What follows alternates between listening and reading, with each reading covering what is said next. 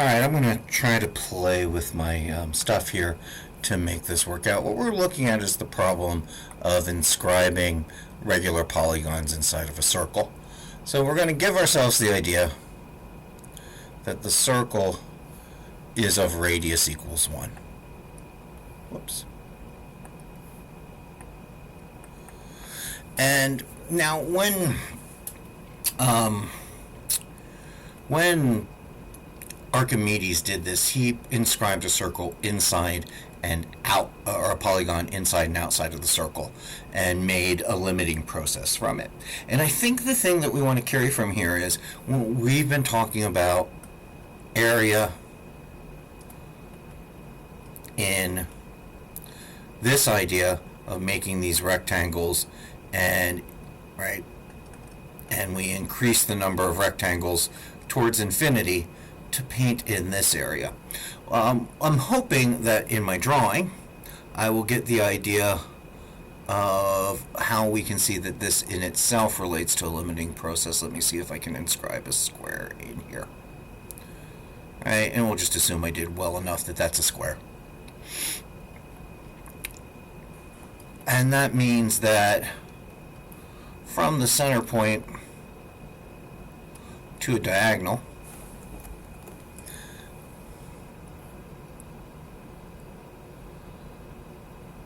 that's going to be radius 1. So I'll say the diagonal equals 1, or a half diagonal. So the total, and again I apologize, I didn't quite get my centers lined up, but we'll just imagine my drawing was okay, is this means that we have a total diagonal of 2. Right? And what we, I hope, remember from geometry is that the diagonal of a square, so I'll just take a square on its own right here and look at its diagonal. And for right now I'll make the square sides S. Then in this right triangle that's here, the diagonal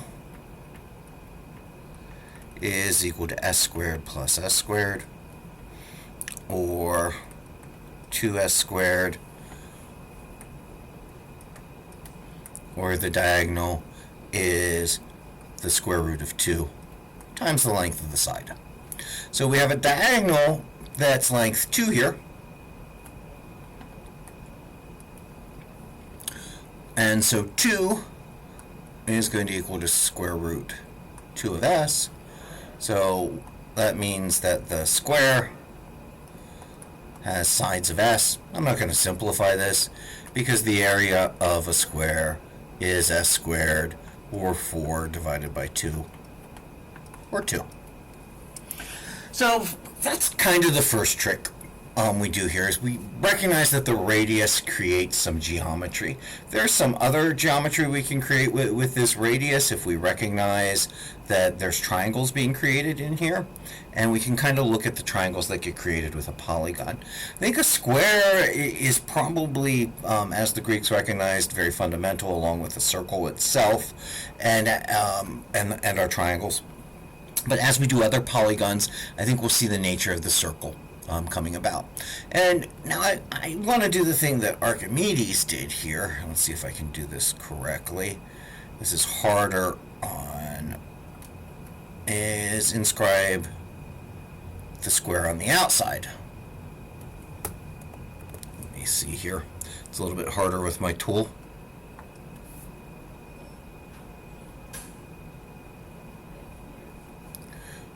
And let's just assume that that square is on the outside. Then we know that this line of 2 here, right, divides that. This will have a length of 1. And I'm just going to make, in yellow, a triangle here.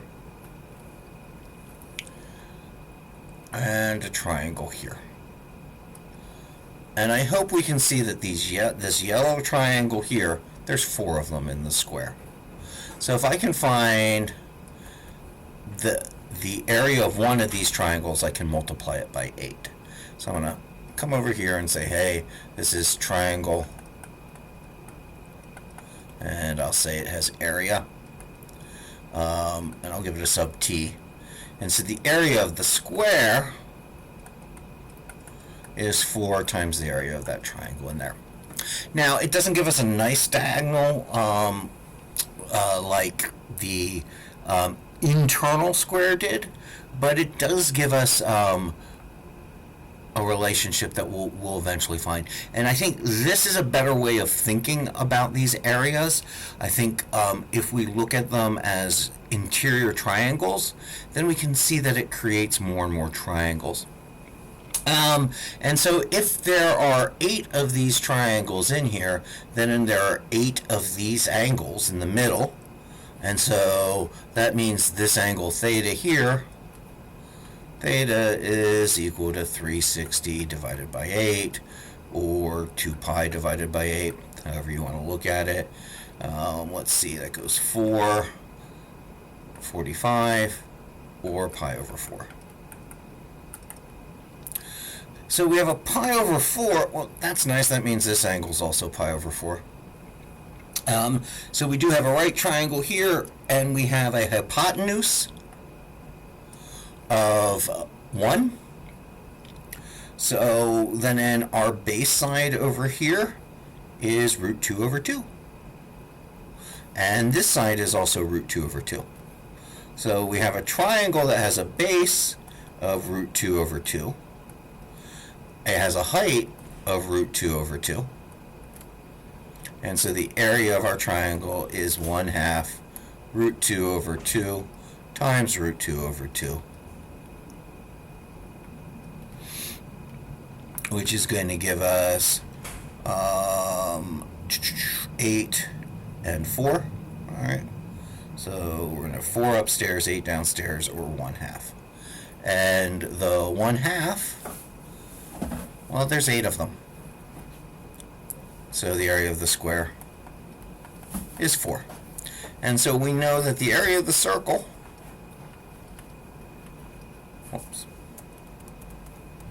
the area of the circle, well, the inner square is smaller and the outer square is bigger. And so we know the area of a circle is somewhere in between those. And so we've used the 2 figures to kind of make a limiting process. Again, this is what Archimedes originally did with different polygons on it. And so now what we want to say is, well, let's put other figures inside of here. And what we'll do is we'll get a better estimate of the minimal side. Realize we can do this both on the inside and outside. And that actually starts making a limiting process. We create more and more sided polygons. And I hope we can see that an infinitely sided polygon probably would be a circle. That we could think of this curving as being a collection of an infinite amount of straight lines. And that's the imagination we'll have. So this is doing this with the square portion of it. I'm going to stop the video here, and I'm going to go look at some higher order polynomials. We will then, kind of see if we can imagine the limiting process on it.